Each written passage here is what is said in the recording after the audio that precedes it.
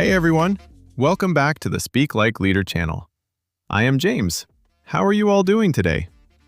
Hello, James. And a big warm hello to all our amazing listeners out there. It feels so good to be here with you again. I've been really looking forward to this. Me too. You're looking extra happy and energetic today, Zoe. What's the secret? I am happy, but I'm also a little confused and honestly, a bit annoyed. Confused? Annoyed? Okay, now you have to tell me what happened. So, this morning, I was just relaxing, drinking my coffee, and scrolling through my phone. And social media really hit me hard today. Ah, the dangerous morning scroll. What did you see? My friend Tom posted this absolutely perfect breakfast photo.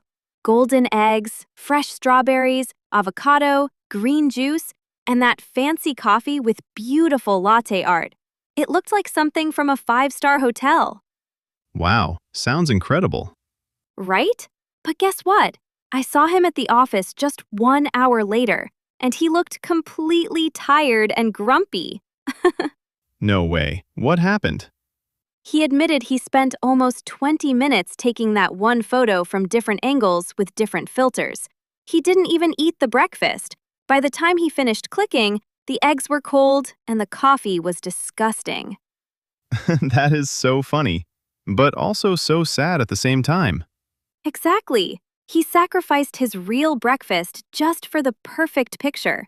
That's why today we're talking about something very close to all of us: social media versus real life. This is such an important topic. We really need to talk about it openly. We spend hours and hours looking at perfect lives on our screens. And then we look at our own real life and suddenly feel like something is missing. Exactly. We only see everyone's highlight reel. Nobody shows the boring, messy, or difficult parts. True. Imagine someone posting, "Here's me sitting in traffic for 2 hours," or, "Look at my messy room with clothes everywhere." No one would like that. I even hide my ugly trash can in the garden before taking photos. In real life, there are dry leaves, mud, and that big blue bin staring at me. So even your beautiful garden photos are a little staged. Guilty as charged. We all do it. We want to show only the best version of ourselves and our day. I saw a photo yesterday of a girl on the beach looking so calm and peaceful, like she had the whole beach to herself. But then I saw a video of the same place. It was super crowded. People everywhere, kids shouting, umbrellas touching each other. She had just cleverly found one tiny empty spot. It's like a magic trick. We only see what the person wants us to see. Exactly. My friend Maria is in Italy right now. Her photos are amazing. Delicious pasta, old beautiful buildings, sunset views. I was feeling so jealous.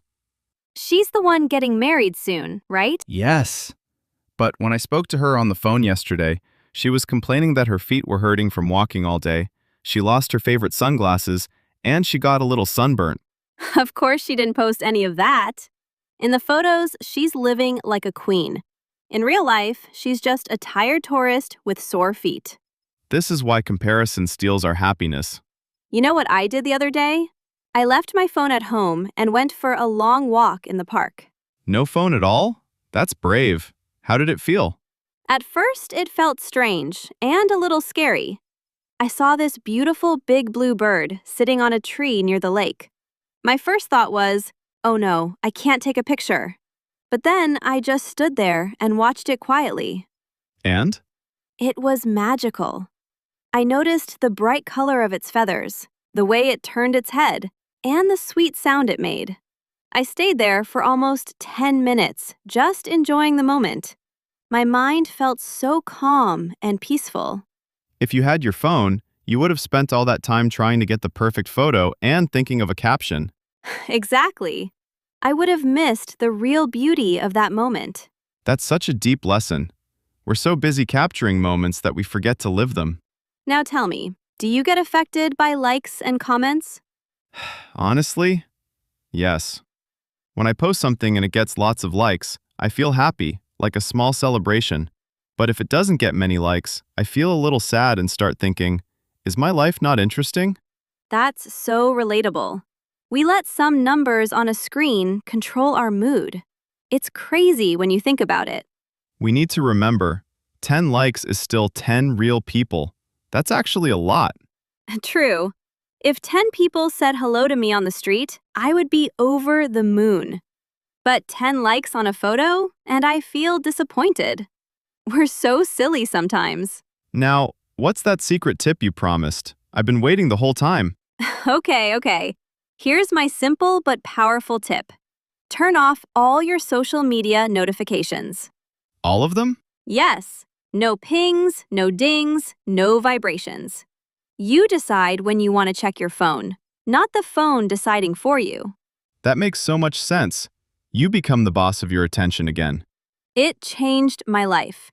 The first 3 days were hard, but now I only check social media twice a day, once in the morning and once in the evening. I feel so much more peaceful and present. I'm turning mine off right after this episode. Real life is not perfect. It has cold eggs, messy rooms, bad hair days, and boring moments. But it's also full of real laughter, real connections, and real peace. Especially the cold eggs. All right, everyone. If you're enjoying this conversation, please hit that like button, subscribe to the channel, and comment the words "real life" down below. We read every comment, and they truly make our day. It feels so good to know you're here with us. Go out today, put your phone away for a while, look at the sky, talk to a friend face to face, or just enjoy a quiet moment. Real life is waiting for you, and it's more beautiful than you think. Thank you so much for listening. You all are amazing. Until next time, take care of yourselves and enjoy the real world. Bye, everyone. See you in the next episode.